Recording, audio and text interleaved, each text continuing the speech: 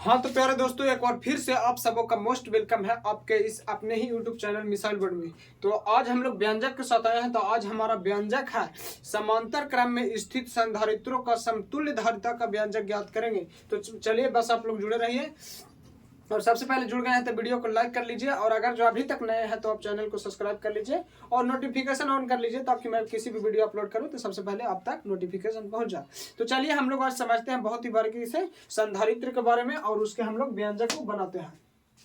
तो आज का हमारा टॉपिक है समांतर क्रम संधारित्र का समतुल्य धारिता का व्यंजक।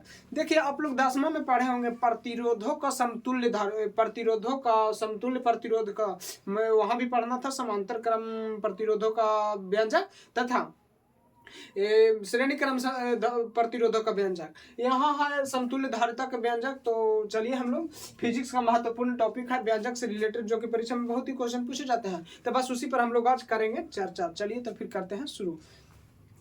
चलिए तो आज हमारा है समतुल्य धारिता का व्यंजक पर। देखिए सबसे पहले तो हम लोग 3 गो संधारित्र लेंगे, कैपेसिटर 3 संधारित्र। पहला AB संधारित्र, CD संधारित्र तथा EF 3 संधारित्र है।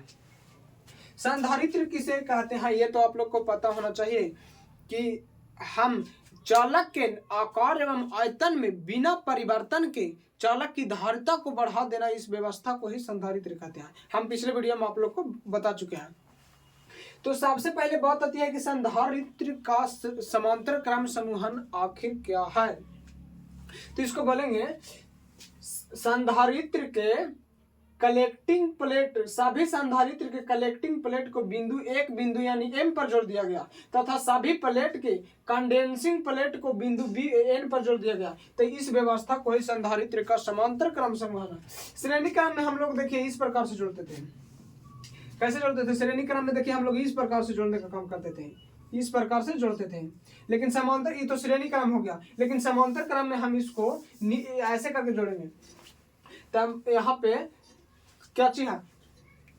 सभी संधारित्र का संग्राहक प्लेट को एक साथ बिंदु M पर जोड़ा जाता है तथा सभी संधारित्र के संघनक प्लेट को बिंदु N पर जोड़ा जाता है। हम लोग जानते हैं कि जिस पर आवेश दिया जाता है उसको हम लोग कहते हैं संग्राहक प्लेट, तथा जिसको भुद्रित किया जाता है उसको हम लोग कहते हैं संघनक प्लेट। पिछले वीडियो में हम आप लोग को ऑलरेडी बता चुके हैं, इसलिए थोड़ा थोड़ा बता देते हैं। देखिए तब चलते हैं सिर्फ यहाँ पे मुद्दे पे। तो देखिए व्यंजक प्राप्त करना है तो सबसे पहले हम लोग थोड़ा सा फिगर के बारे में लिखेंगे, उसके बाद ही बनाएंगे। तो सबसे पहला है कि माना कि 3 संधारित्र AB तथा ABCD तथा EF है। ये 3 संधारित्र, ठीक है, जिसको हम लोग समांतर क्रम में जोड़े हैं, जिसे समांतर क्रम में जोड़ा गया है, जिस पर दिया गया आवेश। देखिए आवेश यहाँ से मान लिया दिया जाता है तो ये बिंदु M बिंदु के बाद 3 भागों में डिवाइड हो जाएगा। सबसे पहला जो कि इधर जाएगा एक आवेश, ये इधर जाएगा और एक इधर जाएगा, 3 भागों में डिवाइड होगा। अब पुनः बिंदु जब N पर आएगा तो पूरा आवेश Q बन जाएगा। बन जाए कि ना? आप लोग बताइए, पूरा आवेश Q हो जाएगा। तो लिखेंगे सबसे पहले कि माना कि 3 संधारित्र ABCD तथा EF है, जिसे समांतर क्रम में जोड़ा गया है। तीनों संधारित्र के धारिता क्रमशः C1 C2 तथा C3 है, जिस पर दिया गया आवेश क्रमशः Q1 Q2 तथा Q3 है। इतना हम लोग लिख लेंगे। और पूरा का विभवांतर देखिए यहाँ से यहाँ का विभवांतर हमारा विभवांतर इसमें चेंज ना होगा, विभवांतर को डिवाइड आप लोग ना कीजिएगा। पूरा का विभवांतर हमारा भी है, विभवांतर भी है। तो देखिए यही बात हम यहाँ पे लिख चुके हैं। माना कि 3 संधारित्र ABCD तथा EF है। माना कि 3 संधारित्र ABCD तथा EF है, जो कि समांतर क्रम में जोड़ा गया है। देख लीजिए, आप लोग देख सकते हैं कि समांतर क्रम में जोड़ा गया है। उसकी धारिता क्रमशः C1 C2 तथा C3 है। उसकी धारिता क्रमशः C1 C2 तथा C3 है। और क्या लिखा है? जिस पर दिया गया आवेश Q1 Q2 तथा Q3 है, जिनके बीच का विभवांतर भी है। तो अब हम लोग को निकालना है इसका व्यंजक। बहुत ही व्यंजक आसान होता है। देखिए व्यंजक का होता है इसका C और पैरेलल क्रम यानी समांतर क्रम में जोड़ा गया है, इसलिए यहाँ पे P लगा देंगे और इसका व्यंजक हो जाएगा C1 plus C2 plus C3। ये हम लोग को निकाल कर लाना है। तो हम लोग चलिए पहले बारी बारी से समझते हैं और इसको बहुत ही बारीकी से बनाने का काम करते हैं। बस आप लोग मन लगाकर जुड़े रहिए और अपने दोस्तों में एक बार जरूर शेयर कीजिएगा ताकि उनको भी इस चीज का लाभ हो सके और परीक्षा में आए तो वो भी लिख पाए। तो चलिए हम लोग करते हैं अब शुरू। देखिए सबसे पहले हम लोग संधारित्र पहला में चलेंगे। तो पहले हम लोग लिखेंगे ए बी संधारित्र में, यहां लिखेंगे ए बी संधारित्र में, ए बी संधारित्र में, ठीक है, ए बी संधारित्र में। तो आप लोग एक फार्मूला जानते होंगे, धारिता का फार्मूला आप लोग जानते होंगे। देखिए क्या होता है, C बराबर Q बटा V। अब विद्युत धारिता का आखिर परिभाषा क्या होता है? तो विद्युत धारिता का परिभाषा होता है किसी चालक को दिया गया आवेश तथा विद्युत विभव में वृद्धि के अनुपात को चालक की धारिता कहते हैं। आप लोग ध्यान से सुनिएगा, चालक को दिया गया आवेश तथा विद्युत विभव में वृद्धि का अनुपात को चालक की धारिता कहते हैं। वही चीज हम यहाँ पे लिखा है।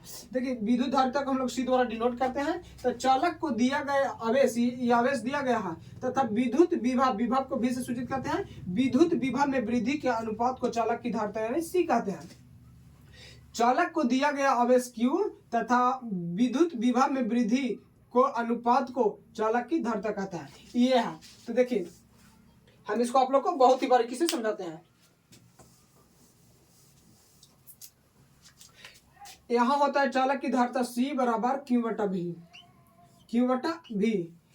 तो यहाँ Q बराबर क्या होगा, देखिए इसका बटन तो एक जरूर होगा। तो यहाँ Q बराबर हम लोग गुना करेंगे तो क्या हो जाएगा, Q is equal to CV होगा कि ना। आप लोग देखिएगा प्रत्येक चीज का रिलेशन एक दूसरे से जरूर होता है, ऐसे डायरेक्ट किसी चीज नहीं आ जाता है, इसलिए हम आप लोग को पीछे से लेकर बता रहे हैं। तो देखिए यहाँ पे आ गया Q बराबर CV। तो Q बराबर CV, तो आप लोग को फार्मूला पता चल गया कि Q बराबर CV भी एक फार्मूला होता है। तो चलिए हम लोग डायरेक्ट इसी को लिखते हैं, क्या जरूरी है इतना लिखना।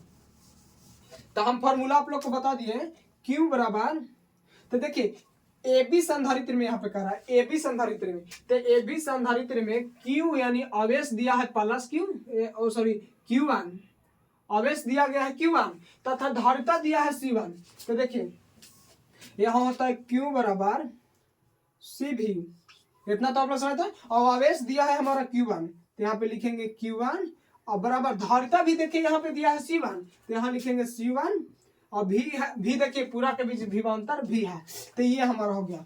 अब हम लोग देखिए एबी संधारित्र में निकाल चुके हैं। अब चलिए हम लोग सीडी संधारित्र में निकालते हैं। तो उसी प्रकार यहाँ पे लिखते हैं सीडी संधारित्र में, सीडी संधारित्र में, सीडी संधारित्र में। तो हम लोग डायरेक्ट लिखते हैं, यहाँ Q1 के जगह पर दिया है Q2 और तथा धारिता दिया है C2। तो यहाँ हो जाएगा, क्या हो जाएगा, Q2 is equal to C2V होगा कि आप लोग देखिएगा। अब चलिए हम लोग CD संधारित्र को देख लिए। आप देखते हैं EF संधारित्र में, EF संधारित्र में, EF संधारित्र में।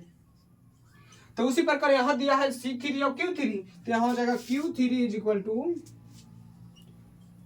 C3 इंटू V, ये हो गया। अब चलिए असली काम तो अब बाकी है, ये काम तो यहाँ तक हो गया। यहाँ तक आप लोग समझ, बारी बारी से चलना है। पहले संधारित्र ए बी में हम लोग मतलब संधारित्र अतिधारिता का सूत्र लगाएंगे C बराबर Q बटा V, इसलिए हो जाएगा Q बराबर CV। और जब दिया है यहाँ पे Q1 और C1, तो हम लोग Q1 और C1 उसमें रख देंगे। उसी प्रकार CD में चलेंगे तो होता है Q बराबर CV। यहाँ पे आवेश दिया है Q2 तथा धारिता दिया है C2। उसी प्रकार EF में चलेंगे तो होता है Q बराबर CV। तो आप लोग को बताया वहां पे, और Q3 दिया है आवेश को और धारिता दिया है C3, तो बस वहां पे रखने का काम किया। अब यहाँ पे एक चीज आप लोग नोटिस कीजिएगा, यहाँ पे आवेश दिया गया है Q प्लस या Q मतलब वही हुआ। तो यहाँ दिया है आवेश यहाँ से एक ही गया है, लेकिन यहाँ के बाद यह 3 भागों में विभाजित हुआ, पहले इधर और फिर इधर और इधर। यहाँ से देखिए 3 भागों में विभाजित हुआ, पहले इधर गया, फिर यहाँ पे और फिर यहाँ। तो यहाँ के बाद 3 आवेश में विभाजित हुआ। अब पुनः जब यहाँ बिंदु N पर पहुंचेगा तो फिर तो 1 हो जाएगा आवेश। तो इसी प्रकार सबसे बड़ा आवेश किसको हम लोग बांटे, Q ही 3 भागों में बटा है। तो हम लोग ना लिख सकते हैं, चूंकि Q is equal to Q1 plus Q2 plus Q3। आप लोग इसको ध्यान से समझिएगा। देखिए अगर जो ये तीनों को जोड़ देंगे तो ये प्राप्त हो जाएगा। मान लिया जाए कि 10 रुपए के हम लोग दो भागों में बांटे 5-5 रुपए के, तो अगर जो दोनों भाग को हम लोग जोड़ देते हैं तो का पहला भाग 10 रुपए ना प्राप्त हो जाएगा। देखिए आप लोग मान लिया जाए यहाँ है 12 रुपए, ठीक है, इसको हम लोग तोड़ दिए, यहाँ 4 रुपया और फिर यहाँ 6 रुपया, 6 10 रुपया और 2 रुपया, ये 3 भागों में हम लोग बांट दिए। तो क्या इसके बराबर लाने के लिए देखिए यहाँ 12 है बराबर इक्वल हो गया। अब ये तीनों को जोड़ दीजिए आप, 4 + 6 + 2, क्या 12 बराबर 12 ना आ गया कि ना आप लोग देखिए। तो उसी प्रकार की यह है बड़का यह है और ये तीनों को जोड़कर ये आया है, तो हम लोग इसको लिख सकते हैं इस प्रकार से, ठीक है। अब चलिए देखिए अब Q1 का मान हमारा मालूम है, देख लीजिए यहाँ Q1 का मान हम लोग ला चुके हैं। उसी प्रकार हमारा Q2 का मान भी देखिए यहाँ पे आया है और उसी प्रकार हमारा Q3 का मान भी देखिए यहाँ पे आया है। तो तीनों का मान हम लोग यहाँ पे आप पुट करते हैं, तो यहाँ Q के Q हो जाएगा, Q1 के आया है स्थान पर है C1 और V प्लस Q2 के C2V और फिर प्लस में आया क्या चीज C3V। आप लोग देख सकते हैं वही मान आया है पे। आप लोग आप मैथ के बस मैथ की मामला है, आप लोग मैथ आता है तो बहुत ही आसानी। देखिए तीनों में कॉमन मिल रहा है भी इसमें भी है, इसमें भी है, इसमें भी है, तो हम लोग भी कॉमन निकाल देते हैं। तो Q = V को कॉमन निकाले तो क्या बचेगा C1 + C2 + C3, तो यहाँ हो जाएगा C1 + C2 + C3, ये हमारा हो गया, ठीक है। अब देखिए अब यहाँ पे आप लोग किसी प्रकार से आप बना सकते हैं, आप बहुत ही सिंपल है। तो यहाँ पे हम थोड़ा सा लिख देते हैं, यदि Mn के बीच धारिता C हो तो उसका विभव भी होगा। यहाँ पे लिख देते हैं यदि Mn के बीच धारिता, इसको आप लोग समीकरण फास्ट रहने दीजिए तो बहुत ही आसानी होगा। धारिता C तो विभव भी होगा, विभवांतर में होगा, हाँ विभवांतर भी। तो इसका फार्मूला होता है C बराबर क्या होता है, C बराबर Q/V फार्मूला होता है कि ना। आप लोग देखिए आप लोग को बताते होते हैं आ रहे हैं। तो यहाँ उसी प्रकार हम लोग Q बराबर CV होगा कि ना, Q बराबर CV होगा कि ना। आप लोग देखिए थोड़ा सा हम बोर्ड को क्लियर करते हैं ताकि आप लोग को अच्छा से समझा पाए। हम फिगर को हटा देते हैं, फिगर को तो आप लोग समझ ही गए होंगे बहुत ही बारीकी से। चलिए तो फिगर को हम मिटाते हैं, थोड़ा सा हो जाएगा स्पेस, थोड़ा सा बनाते हैं।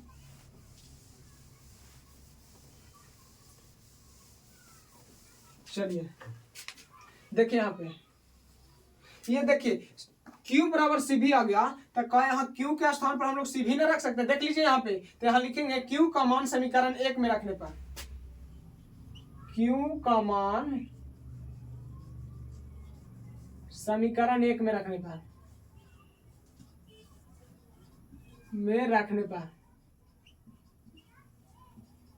तो समीकरण 1 में Q के स्थान पर रख दीजिए CV = V, यहाँ पे कॉमन है वैसे ही रख देंगे V और C1 + C2 + C3, ये हो गया। अब ये V से भी हमारा कट गया। तो यहाँ देखिए चूंकि समांतर क्रम में होता तो समांतर क्रम को हम लोग पैरेलल क्रम कहते हैं, पैरेलल इंग्लिश में नाम होता, तो इसलिए हम लोग यहाँ पे P लगा देंगे। CP = C1 + C2 + C3। देखिए हमारा फाइनली सिद्ध करके ये आ गया, कितना आसान है। ये हमारा हो गया प्रूव्ड, हो गया प्रूव्ड। देखिए बहुत ही आसान है। सबसे पहले हम लोग चलेंगे AB संधारित्र में Q बराबर CV फार्मूला होता है, तो यहाँ Q1 दिया है तथा CV1, उसी प्रकार हम लोग तीनों को निकालेंगे। और उसी प्रकार चूंकि Q को ही तोड़कर 3 भागों में बांटा था तो तीनों Q को जोड़ देंगे, Q बराबर में हो जाएगा। और Q1 का मान हमारा आया है, Q1 Q2 Q3 का मान रख देंगे। V को यहाँ पे कॉमन निकाल लिया गया है और इसको देखिए फार्मूला C बराबर Q/V होता ही है, तो Q के स्थान पर हम लोग CV यहाँ पे रख दिए और CV जब रख दिए इसको अच्छा से लिख देते हैं V। अब ये दोनों का हम लोग काट देंगे, ठीक है। तो ये हमारा आंसर प्राप्त हो गया। तो ये वीडियो आप लोग को कैसा लगा, आप लोग जाते जाते कमेंट सेक्शन में जरूर बताइएगा। और सबसे पहले तो वीडियो को लास्ट तक देखने के लिए बहुत बहुत धन्यवाद देना चाहते हैं आप लोग को। तो वीडियो कैसा लगा कमेंट में जरूर बताइएगा और फिर मिलते हैं किसी नेक्स्ट वीडियो के साथ। तब तक के लिए जय हिंद।